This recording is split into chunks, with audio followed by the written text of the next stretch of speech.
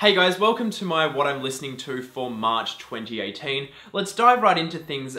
This month I didn't actually get through anywhere near as much music as I planned on getting through. There's no new releases covered in this episode. I'm probably going to be looking into that more on the next episode and in the coming months. I try to wait until all these new releases have kind of thinned out and I kind of know what's the stuff that's really worth listening to.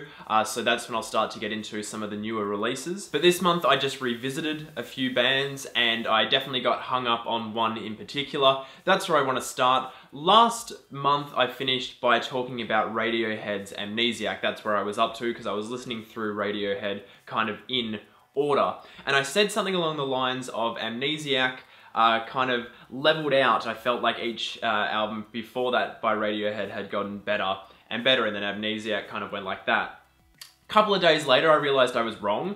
And up to that point, it wasn't like then my favorite Radiohead album. I completely seem to overlook the sheer level of detail and texture and creativity on that album. I'm not saying I wasn't aware of it before, but I was kind of like, oh, Kid A was really, I think I was kind of like, had that shock of going from OK Computer being kind of more guitar driven with a bit of electronic stuff to the out and out experimental electronics of Kid A. I think that shock kind of surprised me, and then I was less surprised with Amnesiac, but I think Amnesiac's probably the better album overall. It's more refined for sure, and I think it brings in a lot of newer elements that I definitely missed the first time. I had said I was aware of the jazz influence on the album, but a lot of the kind of orchestral stuff definitely went over my head.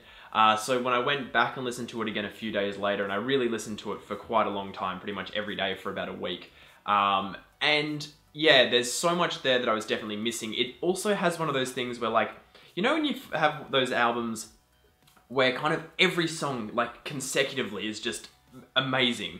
The album literally has nothing that I'd skip up until Dollars and Cents, I believe, which is it's still a totally fine track, still fully appreciate it, just enjoyment level wise, that, and I think it's Hunting Bears that follows.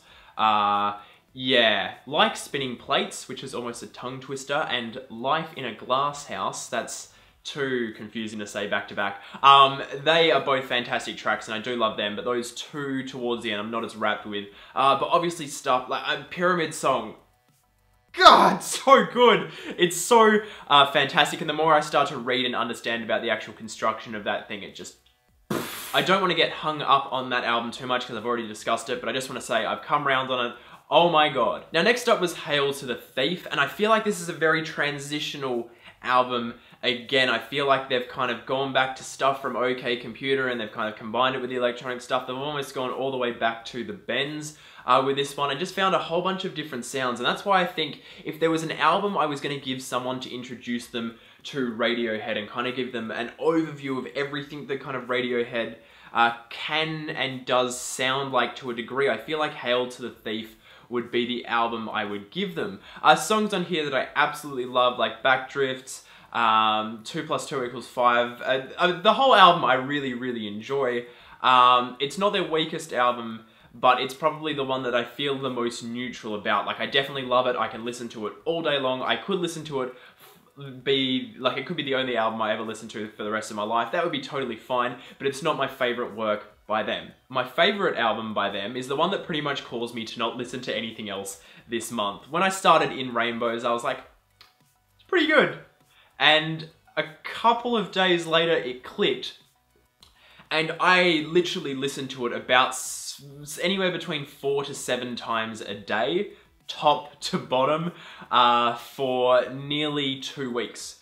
And that is the main reason I haven't listened to a whole lot of new music this month, because it's instantly, I was like, instantly this is in my top 10 albums of all time. It is just, it's perfect. Every single track on it is like a 10 out of 10. Nothing skippable about any single element of this album, and it seems to exponentially get better as it goes on. It's the most I've ever felt myself dive into the musical construction of what I'm listening to.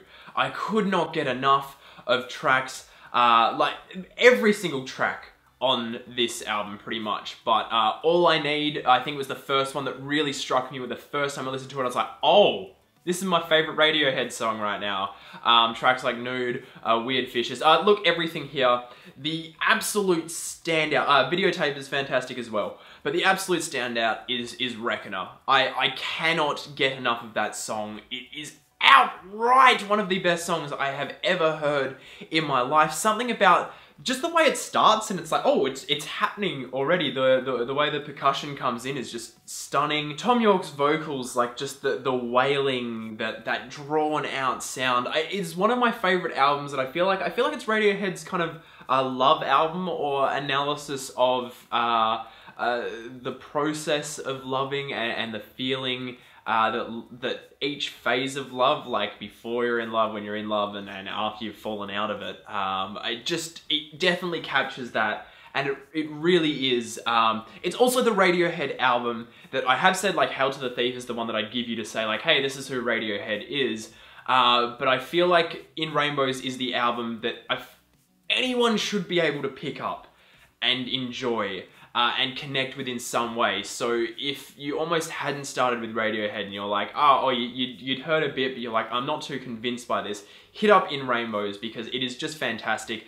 Outright one of the best albums I have ever heard, and I cannot get enough of it. I'm still listening to it pretty much daily. It's just... Then I went on to The King of Limbs, which I can straight up say is the album I'm least wrapped with by this band. I still think it's brilliant. I still think it's excellent. Songs like Lotus Flower, look, pretty much everything on the album. I think the only thing is that it does definitely feel like it blends into one. You really have to pay attention with it. And look, I do enjoy it, but I do feel like, again, it's like a transitional album. Like, they kind of nailed something with In Rainbows, and then they were like, oh, okay, we have to do something different, we have to evolve, we have to experiment. And it does definitely feel like a very experimental album, but very much for them. They're just trying new stuff. It does almost have a feeling like it's a bit more kind of, they're like demos that haven't really been smoothed out too much, and I think it totally works. I think the more time I spend with the album, the more I'm going to get out of it. But at this stage, not my favorite by them, for sure. And finally, A Moon-Shaped Pool. Very emotional experience knowing that that was going to be the last album I'd heard. I mean, obviously they could still have more stuff coming out. I don't know if they do. I'd say that they would. I feel like they won't ever really stop making music. But it was very emotional being like, okay, I've had this journey over the last 2 months going through all this stuff, and then this is the last one. Once I've heard this, this is pretty much it. Every single track on here is perfect or close to perfect. I must say my favorites are Identikit and The Numbers. The Numbers is like, again, one of those songs by them that just has this insane build. It kind of starts off in one point and you're like, this is great, and by the end of it, you've been transported. So look, overall, I think that's all I want to say about Radiohead for now. If I ever get any better at talking about music, I may do an episode in this new show that I'm starting. I'm starting my own kind of series of analysis stuff that's going to be specific to Breaking Banter. It's going to be something that we're doing. I would love to do an episode on Radiohead at some point, but obviously I don't know enough about music to not have people who are diehard musicians or Radiohead fans coming across the episode and going, oh, this guy doesn't know what he's talking about. He's just saying everything is great. So maybe at some point, but yeah, Radiohead instantly within my top 10 musical acts, probably even top 5. What a wild experience listening through them, top to bottom. Absolutely fantastic. Now, as some of you may know, I spent the back end of February and the early part of March replaying the Gears of War series on the Xbox 360 for no reason in particular other than this nostalgic draw to do so. And while I was doing that, I had a compulsion to go back and listen to Disturbed, who, as you can imagine, my angsty 13-year-old self was a big fan of, as well as a lot of other angsty 13-year-olds out there.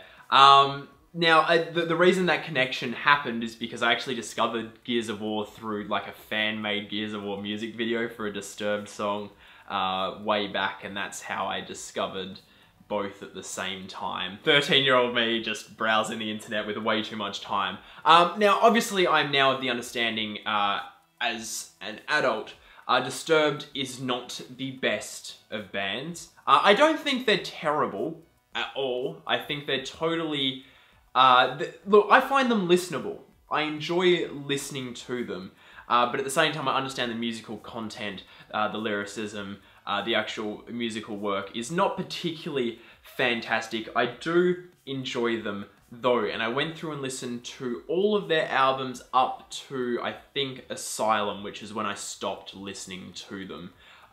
Look, a totally fine band, I think. I really enjoy some of their stuff. I do like the weightiness of it at times. I do like that kind of really, really theatrical kind of vocal style from the band. Look, I don't really know too much else what to say about them. All their songs do kind of blend into one. They are all very, very similar. Not saying there is a degree of difference, of course, and that's why they are individual tracks, but a lot of it does feel repetitive. A lot of them I don't really know what the point of any individual song is, but that's okay. I do enjoy them to a degree. I think my favourite album by them is 10,000 Fists, which I also believe is their worst reviewed album. So, interesting trade-off there. It just becomes a very, very subjective thing. But anyway, I don't really know if I'd go and recommend going out and listening to them, but I enjoy them to a degree. That 13-year-old self came out and went, ah, and I died on the inside, but that was fine. Now, there was only one other group that I listened to this month. As I said, I did not get through a whole lot, but after listening to Disturbed and going, yeah, they're not as good as I remember them being when I was much younger, I went and said, I have to go back to System of a Down as well, who obviously I was aware that they are a much better band. I had gone back and listened to them recently with Jay back in the first year of uni, and when we first got our cars, we're like, music as loud as possible, this is good shit to listen to. So System of a Down is obviously a much better band. Their vocal theatrics across the board is the draw card of this band, I feel. Both vocalists just do some incredible stuff. Listening to them in order, which I think was the first time I'd actually done, because I remember when I was younger and listening to them, you just kind of dive on individual songs and then you're like, okay, this album at this time, this album at this time. It's just all over the place. Listening to them in order and realizing that they had, obviously Serj Tankian is just a fantastic vocalist, but the way they slowly started to introduce Darren Malakian, I'm hoping I'm pronouncing his name right, I've never actually heard it said, but the way they start to introduce his kind of, I don't really know how to describe, I'm not good with describing the vocal sounds or the qualities of someone's voice, but his much kind of softer, more, it would have been melodic or harmonious, so I don't really know how to put it across, but he's got like a much more traditional vocal approach that's much sweeter, I guess. He's got a much sweeter sound overall than Serj, and hearing the interplay once you get to particularly Mesmerize and Hypnotize, but a lot of it does come through on Steal This Album, which is my favourite album by them. I don't know why. I think that was the one I connected to the most as a kid, and that's why I enjoy it the most now. I feel weirdly depressed when I listen to Mesmerize and Hypnotize. I do feel like that is partially the point. Fantastic tracks, particularly Hypnotize is good, but Mesmerize in particular, every single track is fantastic. It's the album that I feel where the political side of the band, because they are very politically orientated, definitely comes through the strongest. And it definitely shows how a metal band, much opposed to Disturbed, can actually make a political point if they understand the topics of what they're talking about and aren't just kind of grazing over the issues. I do feel like back with Disturbed, songs on Asylum kind of got there. Another Way to Die I've always had an emotional connection to, but it feels so kind of surface level compared to some of the stuff that is being nailed by System of a Down on Mesmerize, particular tracks on there. This Cocaine makes me feel like I'm on the song, and Lost in Hollywood. Songs that at the time of listening to them when I was younger, I wasn't as wrapped with, but like, again, as now I'm older listening to them, I was like, wow, this is really good. Every single one of their albums is truly fantastic. I do kind of love them all pretty much equally, aside from Steal This Album, which stands a bit higher. Not particularly sure why that is. I think that's the album where I enjoy their sound the most. I think it's the most kind of in between where they started and where they ended up, obviously being the middle album. But there is definitely, I don't know, just a quality to the sound that I really, really enjoy. Tracks like Inner Vision, Mr. Jack, Roulette, the more acoustic stuff on that album is just, I absolutely love it.